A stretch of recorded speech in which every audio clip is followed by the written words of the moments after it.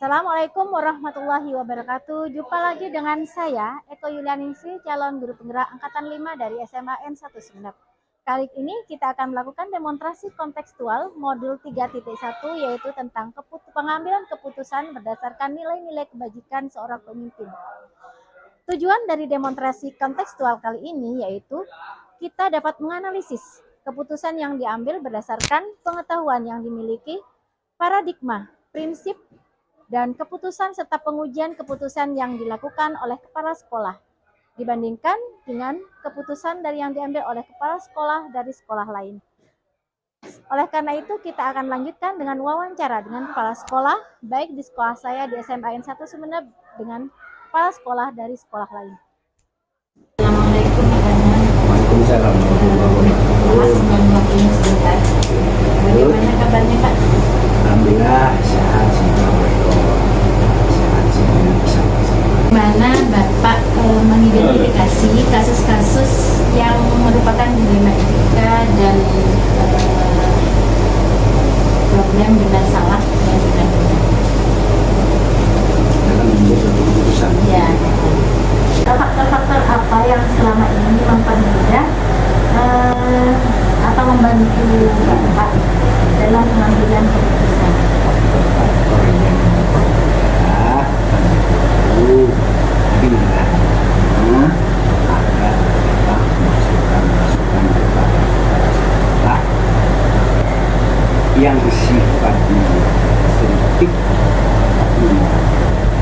masukan-masukan kritik yang sifatnya membangun, itulah yang menjadikan sebuah kegiatan yaitu di dalam bersekolah.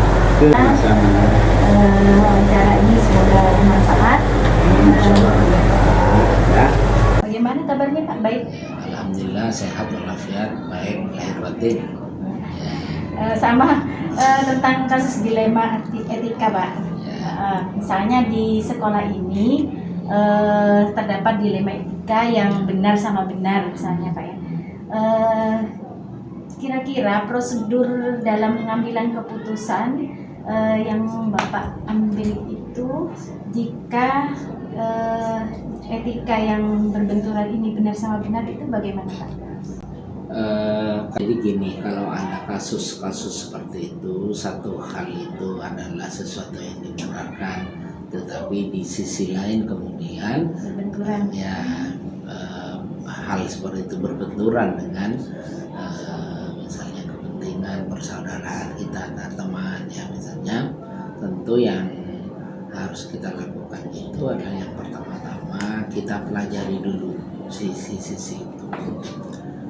Jadi misalnya mengambil keputusan A ya, kita pelajari dari sisi kebaikannya apa dan sisi negatifnya apa keputusan itu. Kemudian ketika kita mengambil keputusan B, kita pelajari dulu secara detail kebaikannya apa ya. Kemudian negatifnya apa. Kalau pertimbangan sisi positif dan negatif dari setiap keputusan yang kita ambil itu, kemudian itu mengerucut kepada satu keputusan tertentu yang tentu pertimbangannya itu lebih kecil sisi minimalnya di dalam pengambilan keputusan, maka keputusan yang seperti itu yang harus kita tetapkan. Hal-hal tersebut apakah menurut Bapak efektif dalam pengambilan keputusan? Ya, insya Allah efektif karena kita kan sudah berpikir dengan menggunakan logika, menggunakan hati nurani, sisi kebaikannya dan sisi ketidakbaikannya. Dan yang kita ambil adalah yang minimal sisi ketidakbaikannya, sisi yang buruk minim, yang sedikit sisi buruknya itu yang kita ambil itu. Ya, setiap keputusan itu tentu harus diingat pula bahwa setiap keputusan yang kita ambil tidak secara otomatis akan meninggalkan masalah-masalah yang menjadi tantangan ke depan. Itu yang barangkali harus kemudian kita berpikir lagi ya, kira-kira tantangan-tantangan itu apa dari keputusan-keputusan yang kita ambil itu ya. Jadi itu. Jadi lagi tentang faktor-faktor yang selama ini mempermudah dan membantu Bapak dalam pengambilan keputusan dilema etika. Faktor-faktor apa saja Pak yang menurut Bapak mempermudah? Ya. Jadi faktor-faktor yang mempermudah tentu saja ini poin pertama kita belajar dari pengalaman kita. Ya, kita belajar dari pengalaman kita terhadap kasus-kasus yang pernah kita selesaikan. Kemudian kita harus juga punya referensi baik, ya. Kita harus banyak membaca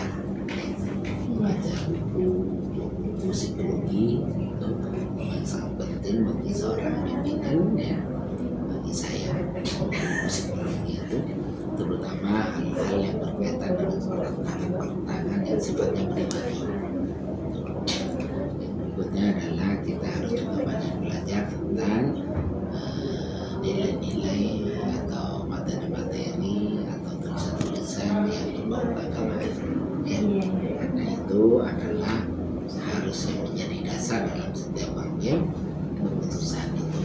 Ya, kalau kita belajar dari pengalaman kita juga banyak membaca buku-buku yang berkaitan dengan kasus-kasus, misalnya buku psikologi itu, yang kemudian juga belajar dari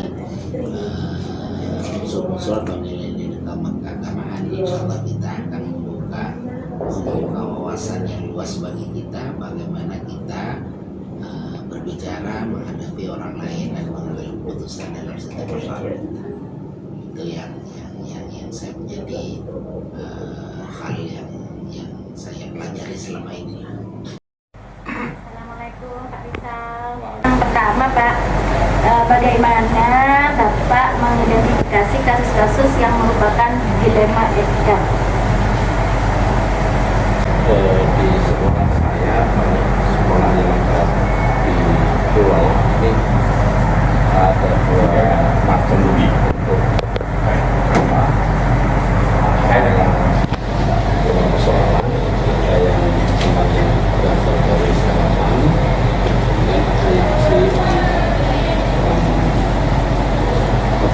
kejahatan di Sumeneb, ya, asisten. Ini mereka selalu misalnya tidak masuk sekolah, mungkin dengan macam alasan yang tidak itu berapa orang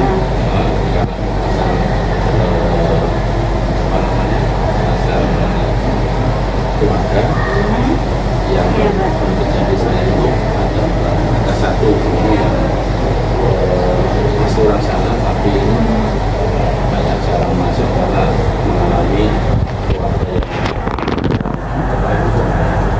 tapi kalau teman-teman yang ada di dekatan itu kaitannya dengan Prosedurnya Bapak kira-kira dalam mengambil keputusan bagaimana? pertama saya memanggil ada diajak berbicara terus berkomentar tidak tetap menjawab saya dia alasan masih tidak berubah baru berkomentar. Jadi caranya saya panggil bukan bicarakan secara baik, dan nanti kalau sudah beberapa kali dipanggil atau dari bicara tetap buat pernyataan. Jadi kalau buat pernyataan tetap satu, tapi selama ini masih belum ada satu yang sudah sampai ke atas atau saya lakukan. Yang selama ini Bapak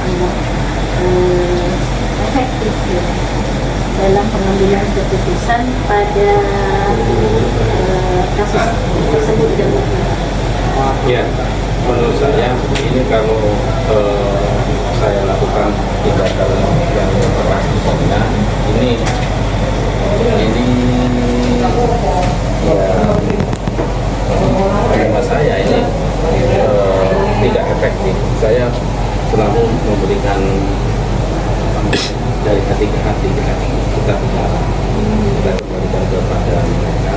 Saya jangan ngomong seperti teman-teman yang sering akan melakukan tugas, saya sering saya ajak bicara tentang apa jangan orang harus bisa dididik orang tua pada saat ini kayaknya dengan kita itu mencari dulu agak repot dan sulit. Faktor lain apa yang selama ini mempermudah dan membantu Pak Rizal dalam pengambilan keputusan?